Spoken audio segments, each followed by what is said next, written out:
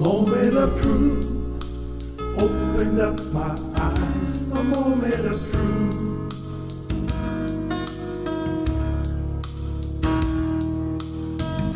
A moment of truth, like the sunrise. A moment of truth.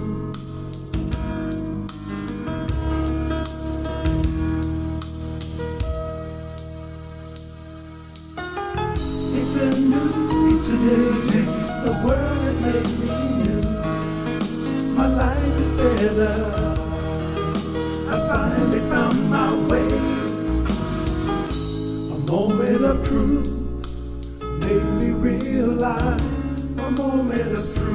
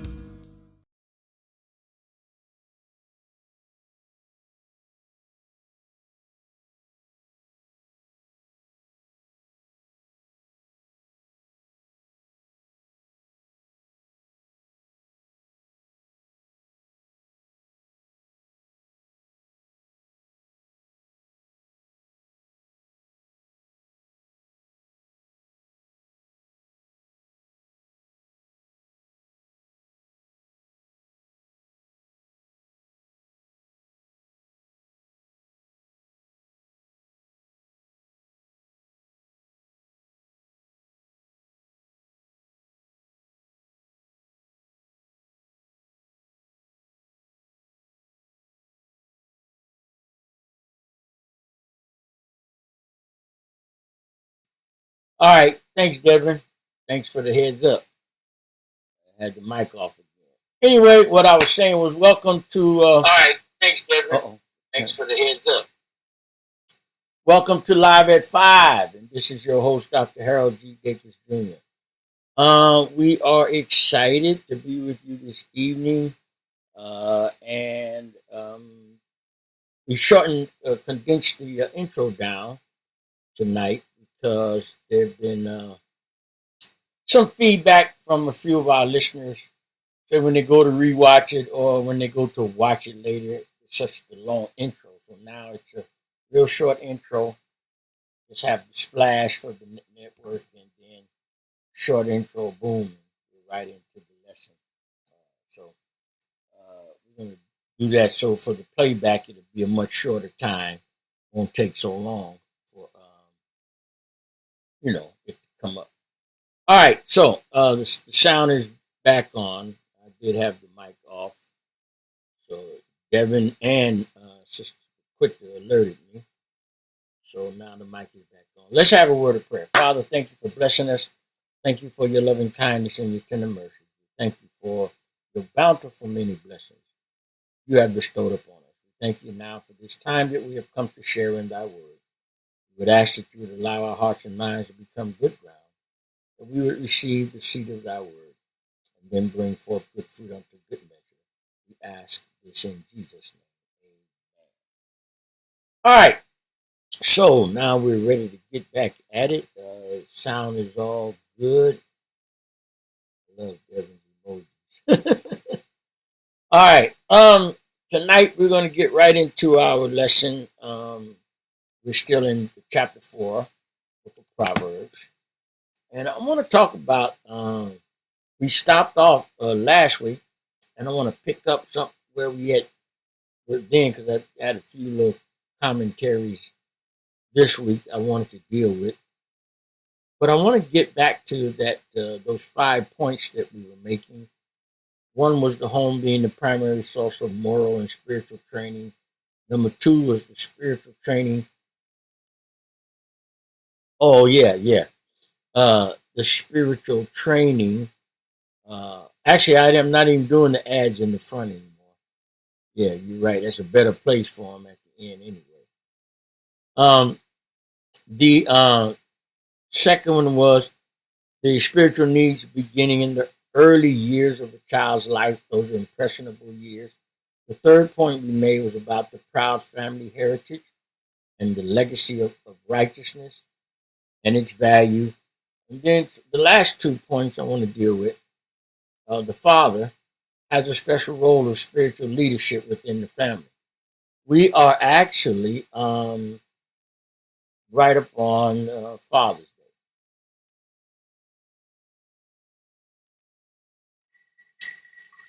Day. Father's Day doesn't get as much recognition as Mother's Day,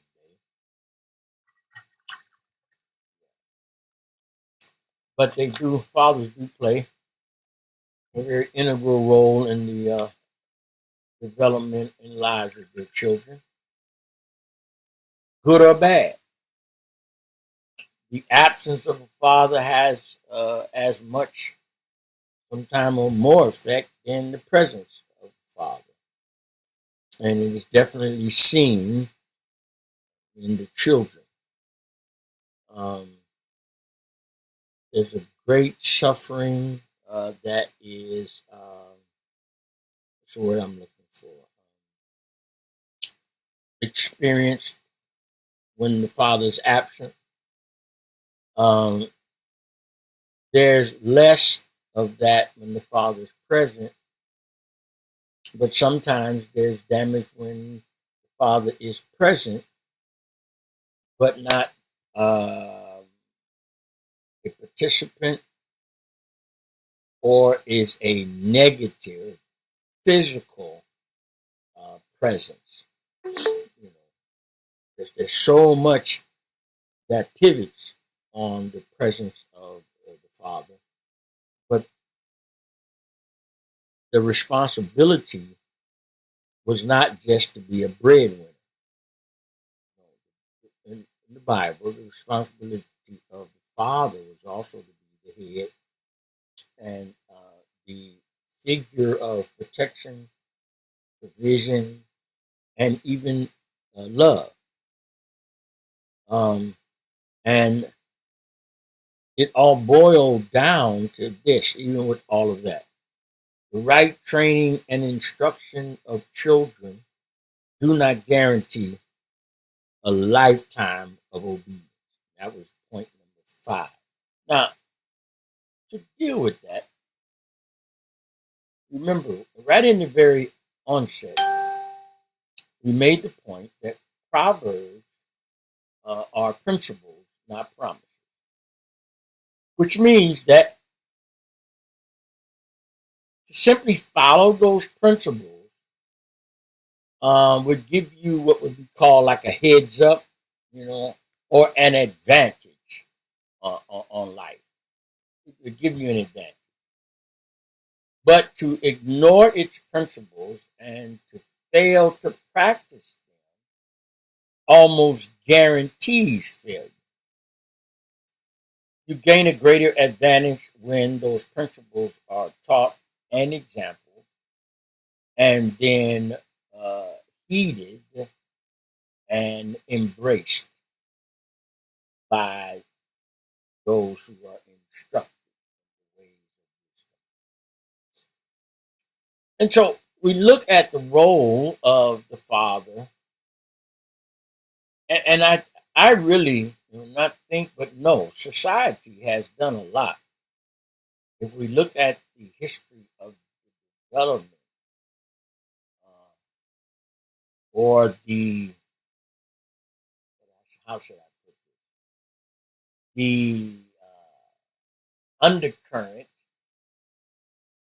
that has been designed to emasculate the father figure or even the male.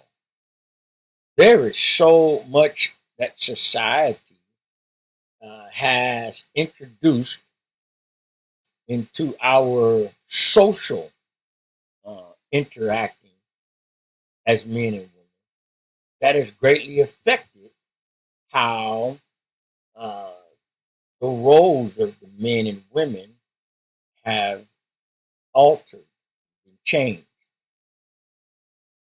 I think a lot of it has to do with how it was presented to supposedly uh, level the playing field between men and women.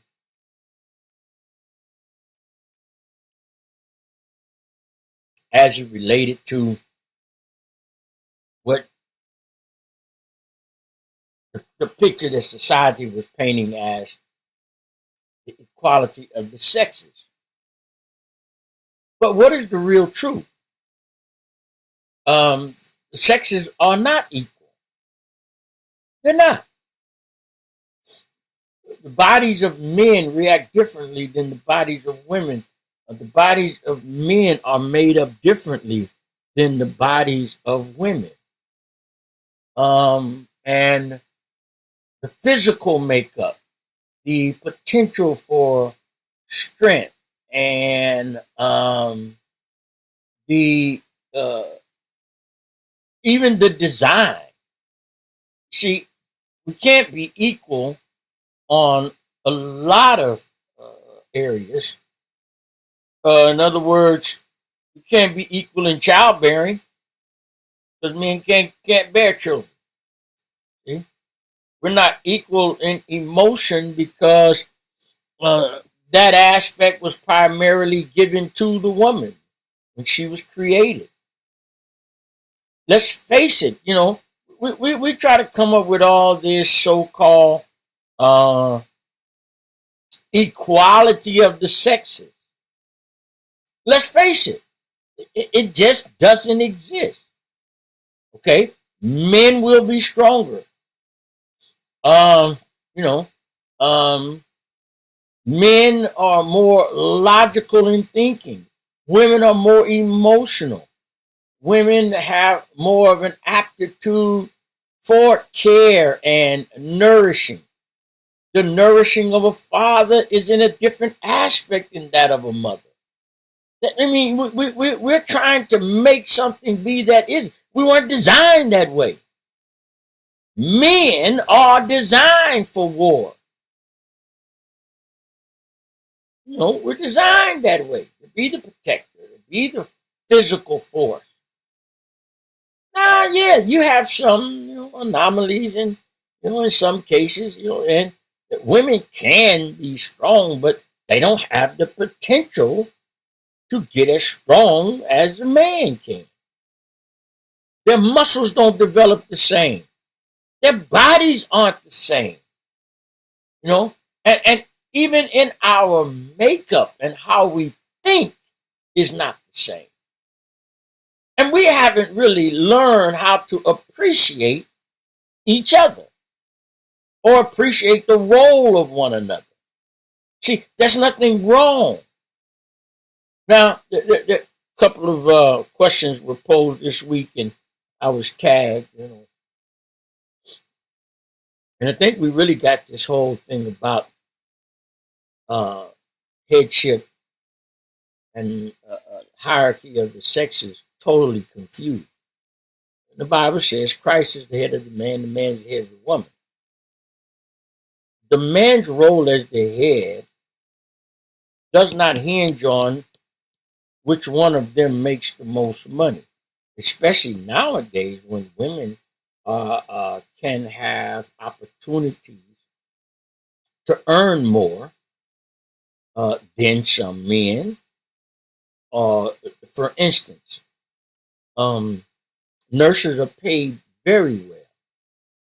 And even a man who's been on a job for 40 years, if he's making 80, or almost reaching 100,000 a year, he might, probably somewhere around 70 to 90, the average man, just being in the trades or craftsman.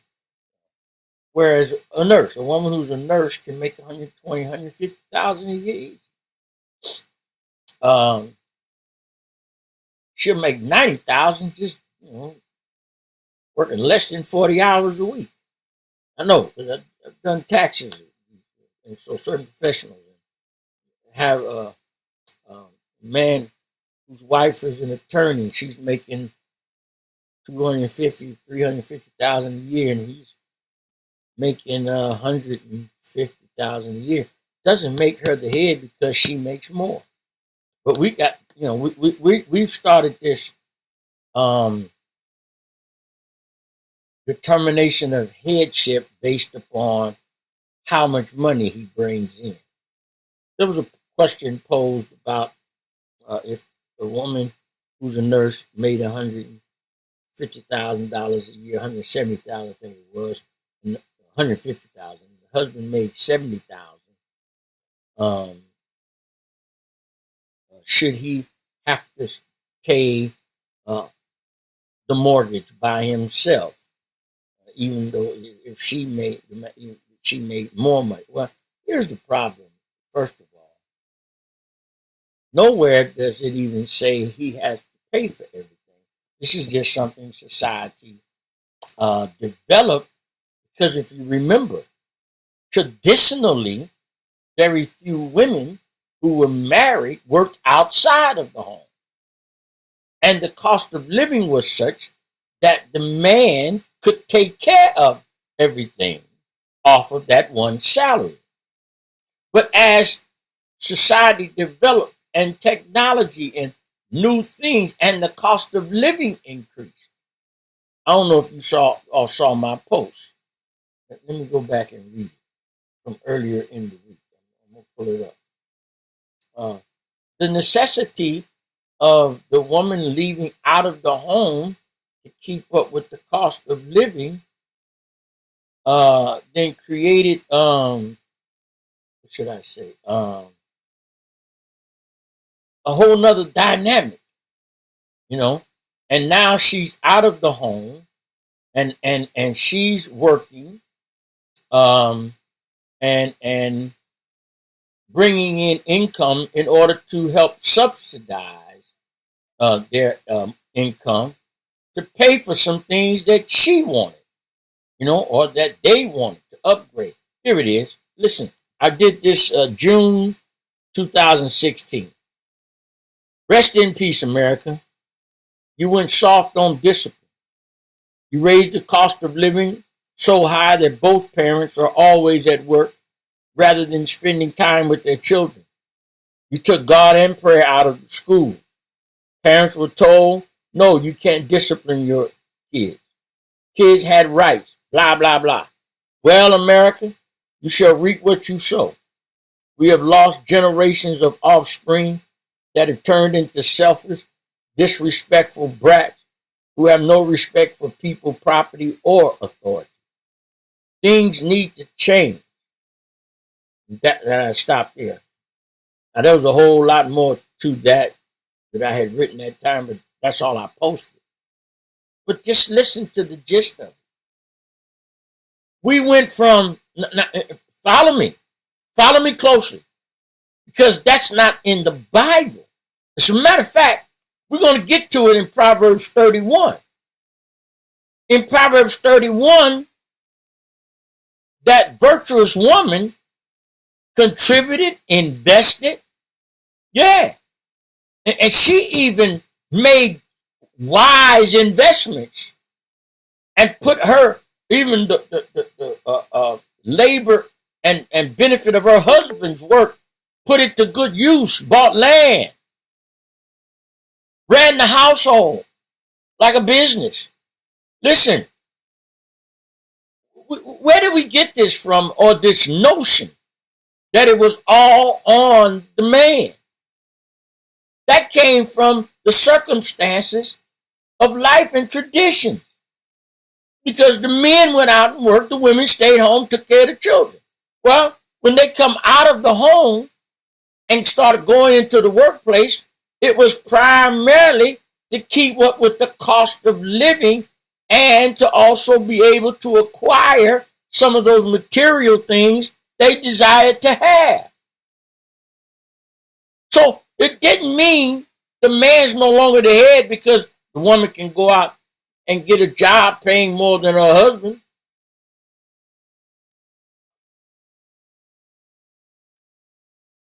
During the development of affirmative action, minorities were getting advantages in the workplace. And then women were added to that mix.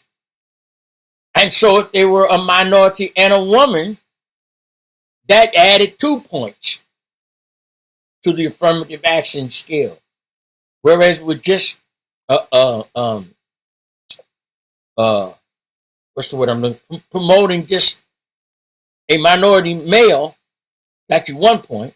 But if it was a minority female, you got 2 points. One for the male for being a female and one for being a minority. So subsequently, true story. There was a couple lived out in East Oakland, and members of the church had been married over, I think, 15 years. Both had worked at General Motors. Affirmative action came along. The husband was up for a promotion to foreman, but they gave the promotion to his wife, who had actually worked 10 years less than him at the same plant. She became the supervisor. 6 months later, she says to him, I should be the head of the household now because I make more money than you. And he says, what that got to do with anything?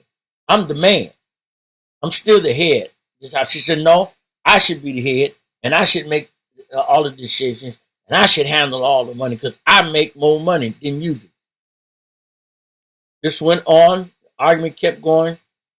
Well, in about a year after that, they were divorced because she got in her head that she should be the head. And she no longer wanted to submit to him as the head of the house because he didn't make as much money as her. So we get into this thing now. Where did this come from? We don't even look at the historical circumstances that cause certain trends and traits. So if both are working, and here's the other problem. We have too much of my money, your money, my stuff, your stuff. It's not ours. And sad thing is that is usually a position. You all might not agree with me, but it's usually the woman who initiates this because she wants her own stuff. And because traditionally, yes, the men were the primary breadwinners because the women stayed home, which they don't do now. And they don't do it because they want stuff and they want to be able to afford stuff, so they go out and go to work. Does that mean that because they make more, then they are over their husband? If Christ is the head of the man is the head of the woman, that is not predicated upon how much the man or woman earns. All right. I've known several situations where there were men who made less than their wives, and their wives never disrespected them, never put them in a secondary role. There were situations where a woman went to college, was very educated, married a man who barely made it through high school, some didn't, but they lived long lives together and worked together, and it didn't matter how much she made or he didn't make, everything went in the same pot, and they took care of all their responsibilities, and those decisions of headship were still left to that man. We don't see a lot of that now because we base this on, see, there's that human aspect and that emotional component there that comes into play. And so they want to be the head because they think that because they have a greater inflow of income that makes them now above their husband. It's not the Bible. The Bible teaches us properly of these relationships and how they should go. And it is a struggle today in society when we see men having to struggle because there are more opportunities for women. Yeah, a lot of women have become successful business owners and corporate heads. But the interesting thing I've seen, and I've looked at several of these successful women uh, who are married and happy, and a lot of their husbands don't make near the income they make. But they don't uh, hold that against them. As a matter of fact, there was one situation where this woman had a great opportunity, moved to, she worked for a very, very large corporation. Her husband is a professional. I think he was a professional teacher, but she probably made 4 or 5 times what he made. She had no qualms about the fact that it was her income that got them the house they live in. They raised their children together, and but that's her husband. She and her whole matter of fact, when they were talking about her in this, is a documentary, and they had people close to her who talked about her.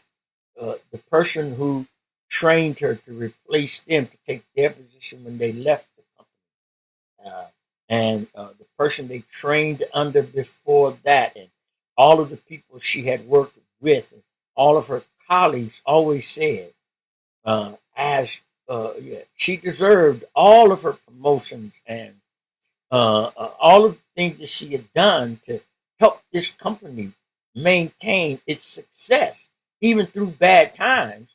That the one thing that stuck out with them was her commitment to her family and how much she honored her husband, who never made as much money. But unfortunately, we won't experience that much here because we see it from another viewpoint. We think that the money is the factor. It is not. No, listen. Um, with all of the effect of a father's role in the lives of children and family, you would think that we would spend more time promoting the father rather than trying to usurp authority over him or to replace, even to the point that if a father is absent, and I think, and I say this, I think it's an atrocity for any woman to have her children say Happy Father's Day to her if the father is absent for whatever reason. For whatever reason, um, you're not the father. That makes as much sense as a man who's raising his children and the mother's absent for him to teach them to say Happy Mother's Day to them. He's not the mother. He's a father. He's playing a father role. He can't be a mother. Can't. And she can't be a father. But there are some women who have taught and trained their children to celebrate them on Father's Day. Uh, and as integral as it is for every child to have some connection with their father, we don't promote it enough in our circumstances. For whatever reason, some it's they're vindictive, some think they're getting even, some call it revenge, some call it giving just deserves. But here's the point: mother and father. Solomon begins every admonition. Hear the instruction of your father, and remember to keep the law of thy mother, to obey thy mother, to keep thy mother's instructions, to bind them about thy neck. They are both important. And the role of the father is very special. Yes, a lot of us have faltered and failed. Um, you know, it doesn't mean they're bad people. All of us don't deal with circumstances the same way. And we definitely, when we're younger, don't deal with circumstances of our life in a wise manner. And the hardest thing, though, that I have seen presented, especially to black men, is trying to reconcile, and a lot of it has to do with how the mother has dealt with their hurt and anger because of the relationship with the father. And they pass that on to their children like a disease. This is a true fact. We have to right this. It's a wrong that has been perpetrated, and in some cases unfairly. And the circumstances are not all the same. And all, some of the things and labels that we put on people.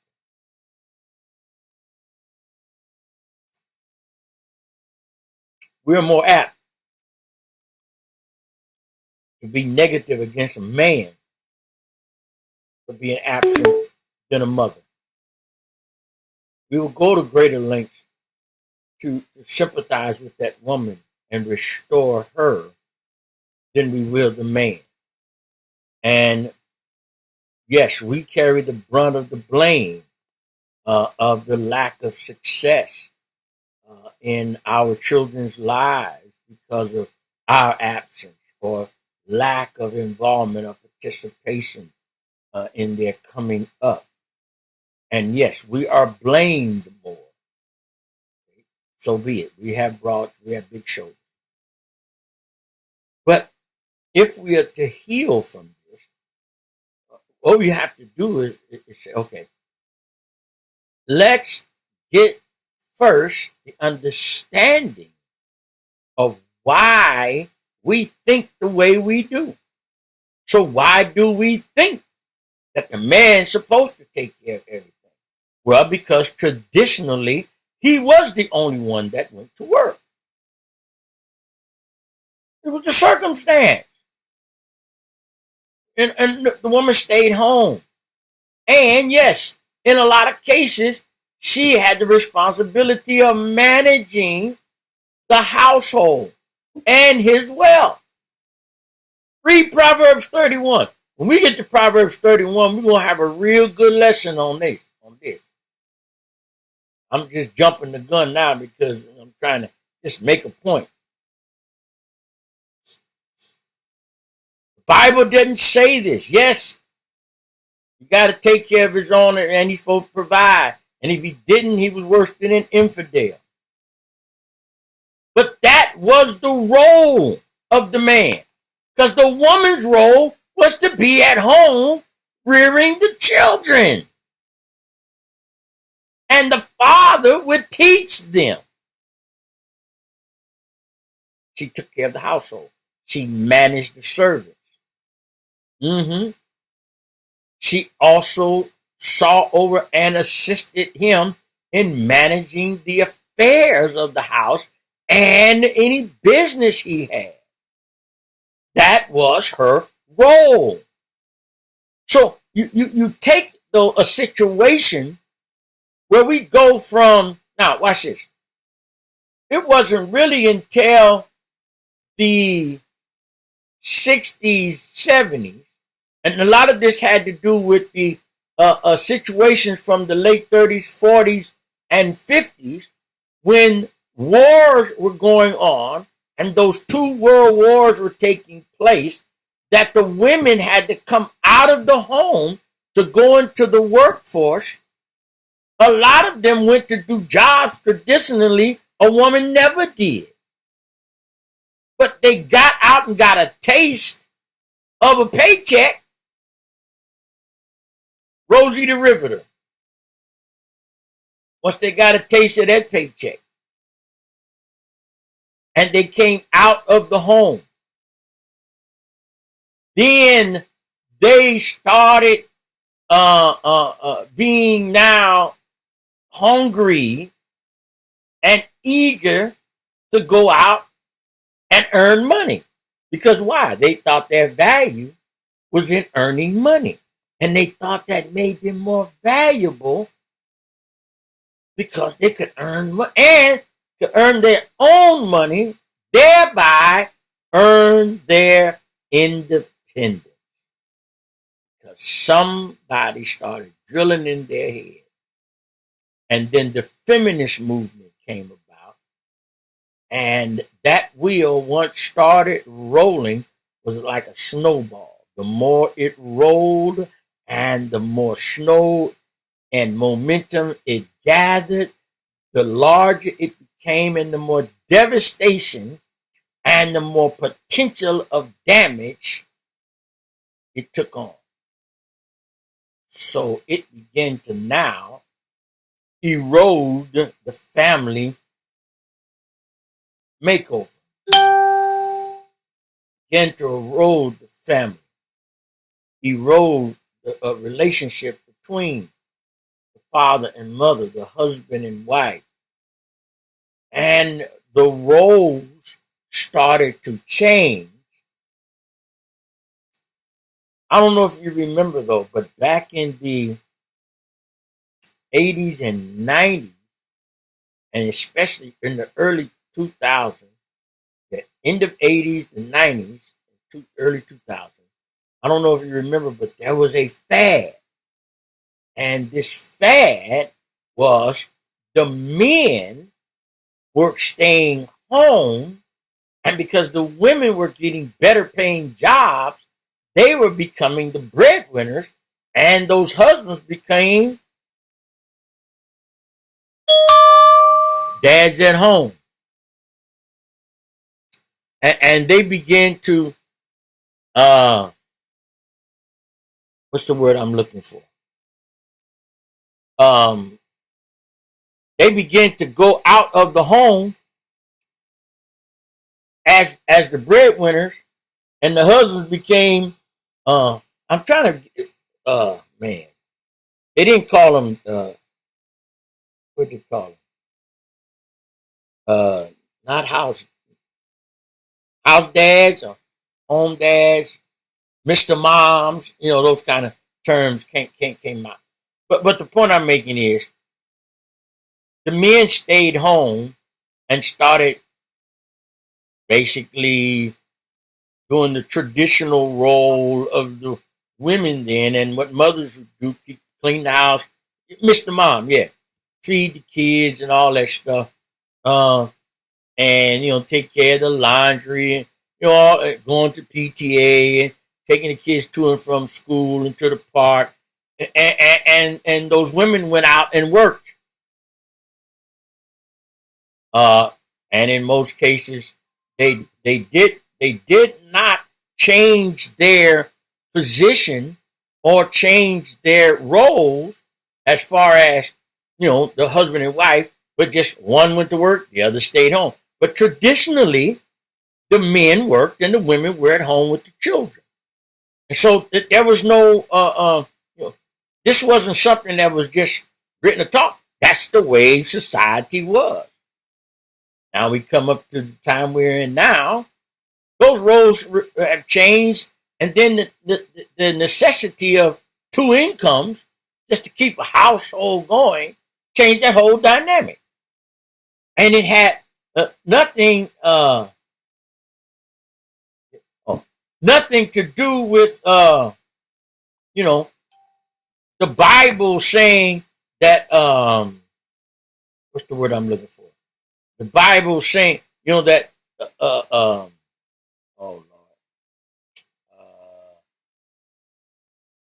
Lord, that the man is responsible, or or the breadwinner, and he's supposed to pay everything. Okay, and then there's that part of that too, where it's okay. If then you want the man to pay for everything. There's several questions I would ask. First one is, okay, are you willing to live on the level of income that he produces? Listen, some women will say yes, but then they'll get in that attitude, well, you need to go make more money, or you need to find something else to do. You need a second job because we need more money. No. But you're going to overwork him because you want to raise your standard of living. And if you go out to get another job so you can get some stuff you want, you still don't want to contribute to the maintenance of the household because you think it's all his responsibility. See, you can't have it both ways. And you got to say, okay, if I want to have more, then I will go out and produce and pool with what the other is producing, and we can together get more. But not just say, okay, I want more. I'm going to go out, but I'm going to keep everything I have to do what I want to do. But when it comes to the house and the car and my clothes, you got to still take care of everything. And I want more now. See, and when we don't have those conversations and we don't have clear understanding with each other. Remember, I made this real clear on Sunday when I preached about that understanding and understood. Too many of us are trying to be understood, but we never want to understand. Solomon said, in all thy getting, get understanding. You should be understanding and really working to understand rather than trying to be understood. You need to understand me. Well, you're not understanding the real issue here. You're not understanding the dynamics at play here. Are you really understanding? Are you understanding the words that are coming out of my mouth? Are you understanding how this was a thing of society for centuries? It wasn't common for a woman, even if a woman, say, had a job as a secretary or some professional job, when she got married and started having children, traditionally, she left the job and went home to raise her children.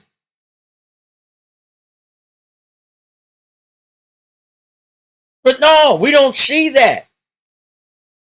And we come up with this idea that is a circumstance of how the society was structured, not in a command from God. No.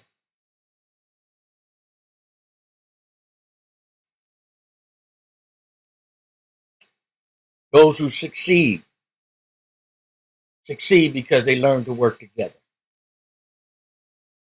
I remember, I think I've told this story before. I had an uncle and aunt, Aunt Hilda and Uncle Johnny. Uncle Johnny, I get to go over there maybe once, sometimes twice a year. And, Aunt Hilda used to always like to have me come over for the weekend. And I get to hang on Uncle Johnny. He smoked his pipes. And I even for a time smoked the pipe because of Uncle Johnny. Yeah. I just always admired Uncle Johnny. I mean, he was just, man, this dude was so cool. But I remember one weekend I'm over there and they had a duplex. And they bought that duplex. Uncle Johnny, the idea was they would buy the duplex. They rented the other side out to pay the mortgage. And they would save the money they would have paid for the mortgage. And that's how they created a savings account. And they took care of their house. But I remember this particular weekend, I'm over there, and I could basically go in the room I sleep in, the kitchen, the living room. I had rain. I could go outside. I even had some relatives that lived down the street in the housing project. I could go down to their house, visit them. And I could go outside. I could go out in the back on the carport, and I could play on his boat. Uncle Johnny had a fishing boat. But this particular weekend, uh, him and Aunt Hilda uh, both got off work, and come home, and he told me to come upstairs. I had never been in their bedroom. That's just a place you don't go. You can go in grown folks' master bedroom. You can go in their bedroom, their private space. This particular weekend, I'm over on a Friday, and he calls me upstairs and takes me in their room, and just, Junior, I want you to watch this, son. Pay attention. So I'm sitting down at the foot of the bed, and Amy's on one side, Uncle Johnny's on the other side of the bed. And they had this ritual they would do on payday. And Hilda, I think she was a nurse. Uncle Johnny was a painter on the Bay Bridge. And paid good money. You know, he was a union worker and all. He worked on the San Francisco, Oakland Bay Bridge.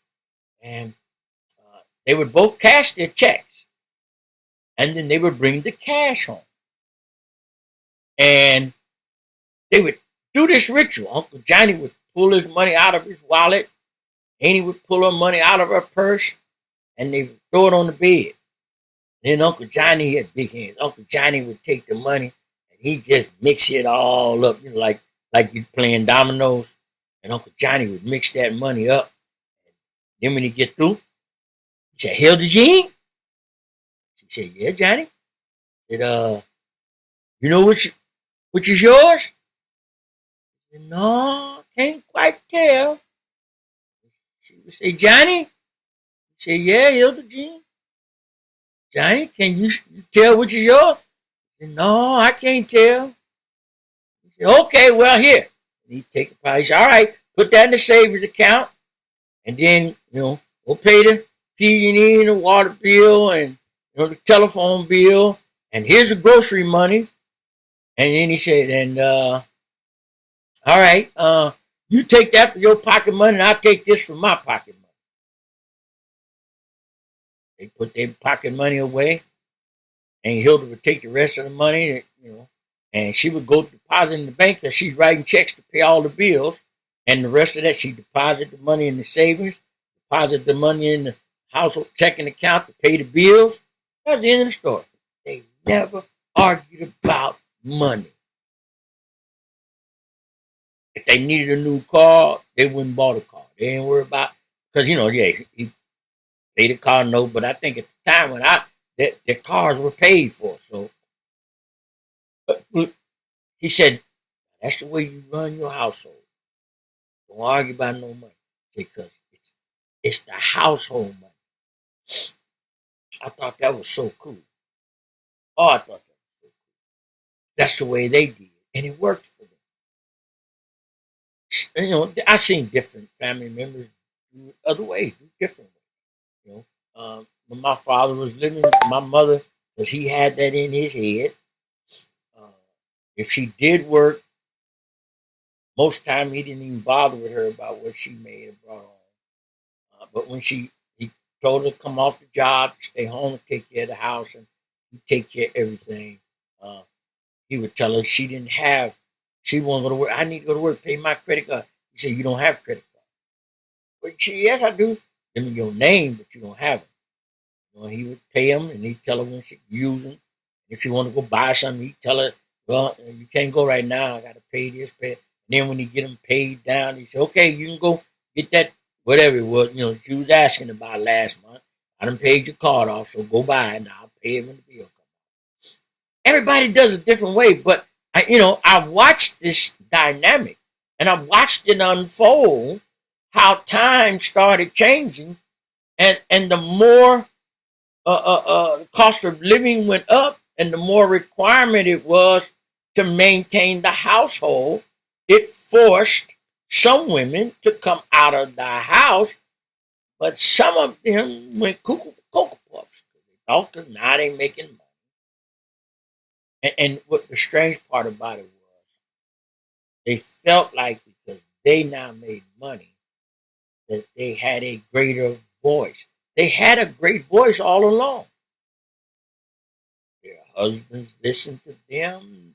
They took their advice. They worked together. They cooperated. But it was something about them going out and earning a paycheck that made them feel as though, or to think that they should have more control. Well, I go out to work. I should be able to take some of this money and I should be able to do something I want to do. You see, and of course, where did the line draw? Because the more they, got, the more they wanted. And the more they wanted, the more they pressed to get more. And then, there were so many other dynamics. Now, this is something, too, we got to understand as it relates to wisdom. Credit. Being able to buy something with money you haven't earned yet. And I call it this. Debt. DEBT. Distributing equity before time. DEBT. Distributing equity before time. You're spending money before you even earned it. So you can say distributing earnings before tax.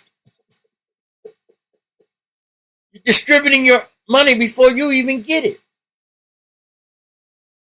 You're distributing money you haven't even earned yet. And then when you earn it, it doesn't feel as though you've really earned it because it's gone before you can even get the check to deposit it in the bank.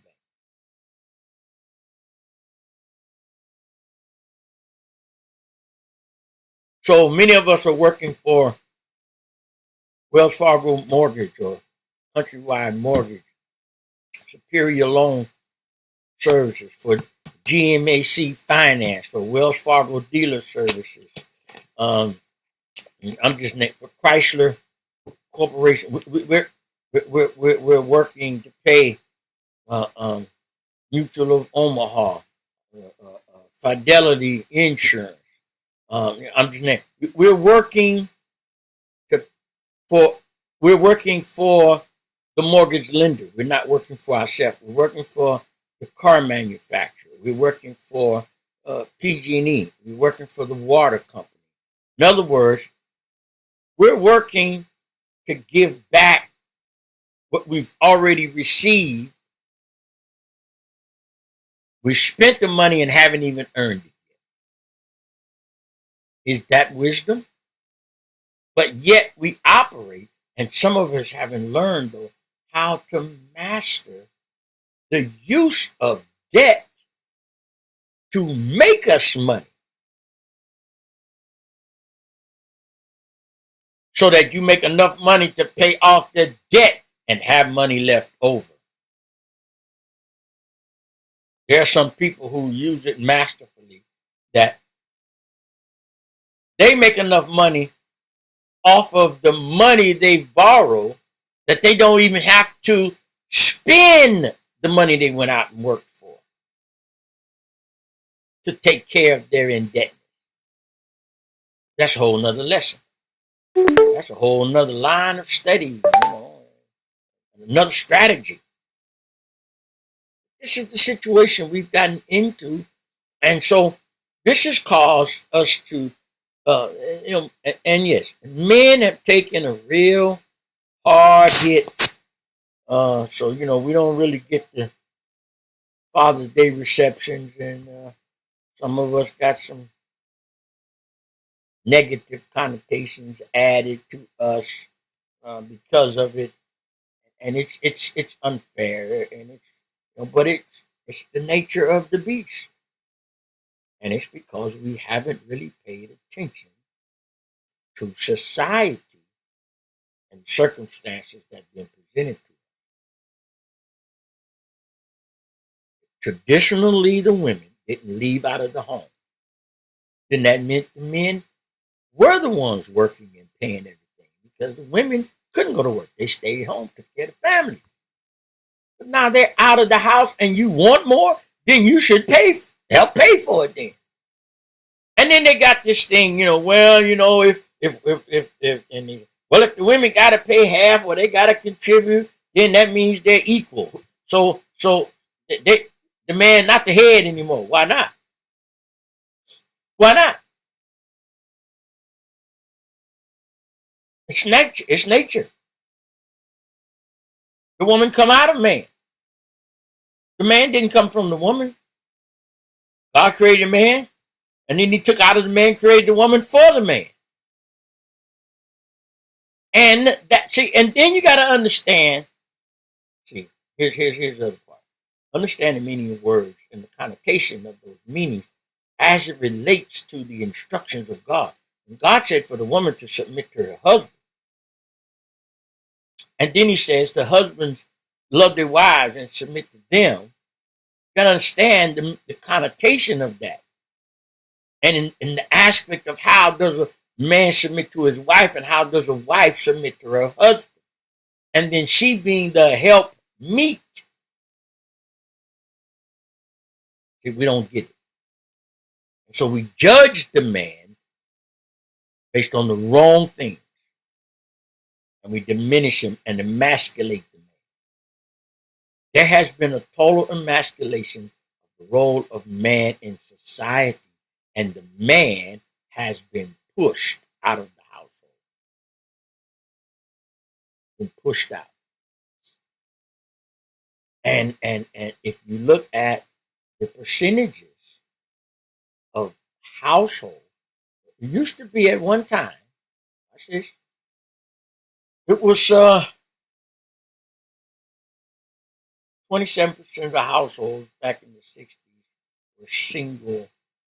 Well, let me look up the statistics. I'm gonna get this right.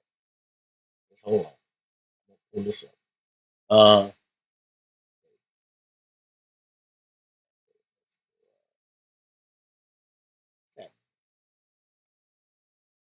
Okay.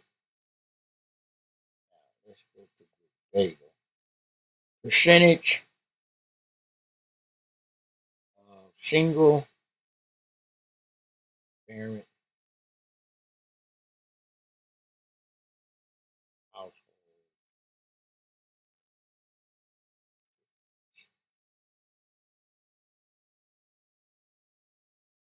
Okay. 70%. Here we go. 75 years change. American families have changed in many ways in this century. Our population adapted to evolving technologies, economic conditions, and social trends. Changes were particularly pronounced during the 60s and 70s as the baby boom generation reached adulthood. A lot of that was because of the sexual revolution, because of the introduction of birth control. People were really no longer, how should I say, concerned about babies, but they started having more. Of course, they were getting high and all, and weren't using the birth control. Now, let's see. The number of households in the United States grew steadily from 20.3 million in 1910 to 43.6 million in 1950. Households were subdivided into non-family, one householder living alone with an unrelated person, and family households. Now, let's look at it. Total number of married couples more than doubled from 17.2 million in 1910 to 34.1 million in 1950, and then rose more slowly than the number of households to 52.9 million in 1989. Before the 50s, the number of married couples with their own household and total number of households tended to grow in tandem. About 4 out of 5 households were occupied by married couples in 1910, 1930, and 1950. 4 out of 5. That means 20% were non-married, 80% were married. Now, However, after 1950, non-family living arrangements became much more common. The ratio of married couples with their own household to total households dropped gradually from 78% in 1950 to 74% in 1965. After 65, the ratio fell more rapidly, declining to 64% by 1977 and 56% by 1989. So the percentage of non-married couples and married households decreased from 78% in 1950 all the way down to 56% by 1989, while the population itself was growing. Okay, family households maintained by women with no spouse present rose more than 50% from 3.6 million in 1950 to 5.5 million in 1970, while married couple households increased 31% to 44.7 million in 1970. After 70, the rise in married couple households slowed to 52.1 million such households in 89, representing an increase of only 16% over the 1970 level. That's with the population going up, but the numbers of percentage of the households really diminished over the total. Over the same period, the number of family households maintained by men more than doubled to 2.8 million. Those maintained by women soared 98% to 10.9 million by 1989. So the percentage started growing of households with children headed by women. Went to 9, it rose, soared 98%, almost double. In 89, 16.5% of all family households were maintained by women, compared to only 9.2% in 1950, a 98% increase. In addition, 1.9 million mother-child subfamilies lived in someone else's house, most often the home of the mother's parents. Until the late 40s, an important contributor to the number of female maintained families was widowed, by 30% of the total in 1950. By 89, the percentage of family households maintained by widows had shrunk to 7% of the total, while the proportion maintained by divorced, separated, or never married women had risen from about 70% in 1950 to 93%, meaning that segment had an increase of 23% from 70% of them being single women to 93%. Y'all paying attention to this? All right.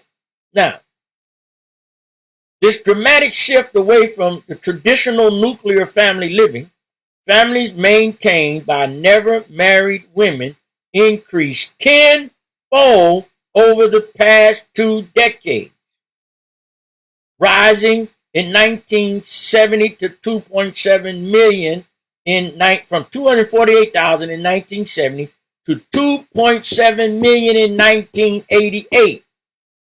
These changes in the distribution of household by family and non-family status and by type of family household are driven by changing preferences and behaviors of individuals that balance empirically demonstrate a substantially reduced commitment to the traditional nuclear family and to married life as the preferred status.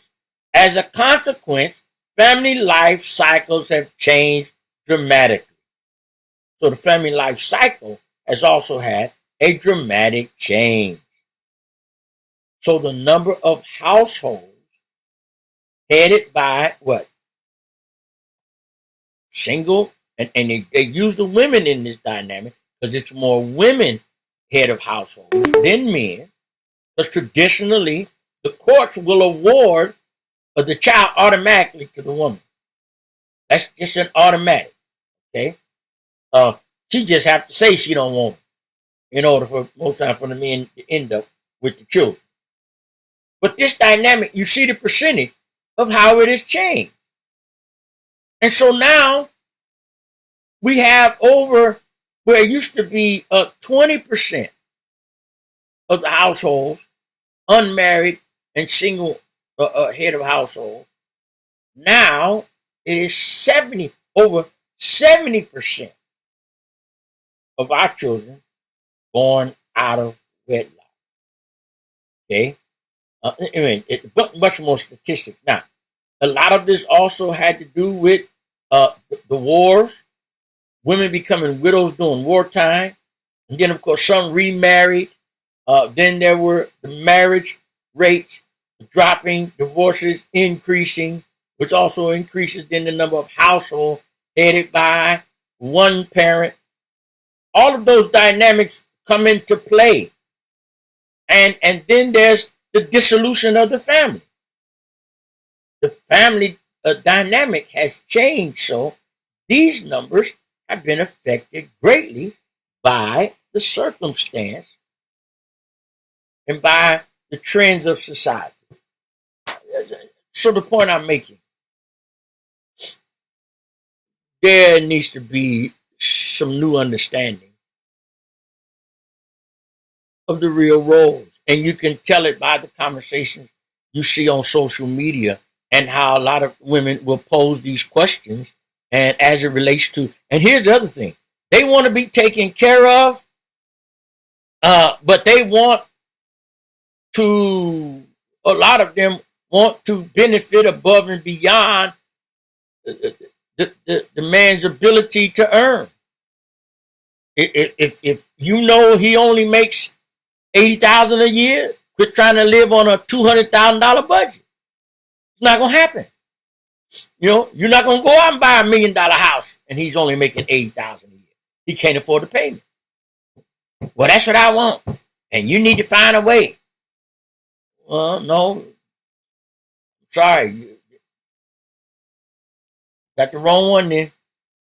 If you're basing it just on that, we got to rethink, and learn to understand. Understand this. This is a fact. You cannot live $1 million budget on a $50,000 a year income.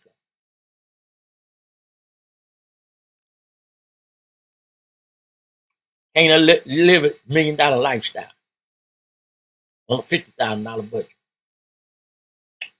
Not gonna work. Champagne taste and bottled water money ain't gonna work. Be wise. Learn wisdom. Be wise. And you know, if you want more, go out and help to get more. But don't put undue burden and pressure on the other person. And you want more that you can't contribute more or won't contribute more, then you got to learn then to live off of what you got. That's not, see, let's go back and really see and understand the real issue and all the things that has taken place to emasculate the male in society. And all of this stuff and the agenda of the alphabet people, that agenda is part of what has played into the emasculation of the male and the role of the family. All right, that's our lesson for today. I hope hope we have some good dialogue tomorrow night on the Friday night wrap up. Hope y'all took some notes and are ready to. Matter of fact, I think what I'm gonna do tomorrow, we'll see if I can hook up the call-in feature. See if folks want to call in and chime in on this issue tomorrow, so we can really have some dialogue. If not, maybe we can do it on if more of you would tune into the Zoom on Wednesdays, we could really have some dialogue. But anyway, thank you all for joining today. Let's pray. Father, thank you for blessing us. Thank you for what our ears have heard and pray that every heart receives. We ask now, God, that you would bless the furtherance of this evening. Continue to open up our minds, our hearts, and our understanding and give us revelation. Allow our hearts and minds to become good ground, that we would receive the seed of thy word and then bring forth good fruit unto good measure. Bless the furtherance of this evening. Bless everyone who is tuned in and watching. Those who will watch later, continue to bless them and keep them is our prayer in Jesus' name. Amen. All right, you all have a wonderful, wonderful, glorious evening. I pray that all of you enjoyed the lesson on today. Please remember to tune in and remember, go see the ad for clarity. You only have a little time left. That 20% discount is only going to be offered until through June the 30th. You want that 20% off for the first 6 months? You better sign up now. Go to clarityibn.org and fill out that the contact sheet. Go to the contact page, fill out that sheet, email it, and we will send you back a schedule of the hours and the rates. And remember, from now to June 30th, you must sign up by June 30th. Get that 20% for the first 6 months. All right? So take advantage of it and let your voice be heard, because now it's time to take ministry to the next level. This is your ministry. This is not just a television network. It's a global ministry opportunity. All right. God loves you and I love you. There's not a thing you can do about it but love me back. You're going to be blessed in the name of the Lord Jesus. A moment of truth, open up my